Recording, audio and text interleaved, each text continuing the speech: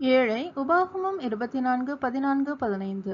உன் சகோதரரிலும் உன் தேசத்தின் வாசல்களிலுள்ள அந்நியரிலும் ஏழையும் எளிமையுமான கூலிக்காரனை ஒடுக்காயாக. அவன் வேலை செய்த நாளில் தானே பொழுது போகும் முன்னே அவன் கூலியை அவனுக்கு கொடுத்துவிட வேண்டும். அவன் ஏழையும் அதன் மேல் ஆவலுமாயிருக்கிறான். அதை கொடாவிட்டால் அவன் உன்னை குறித்து கர்த்தரை நோக்கி முறையிடுவான். அது உனக்கு பாவமாயிருக்கும். உபாகமம் 24:14-15.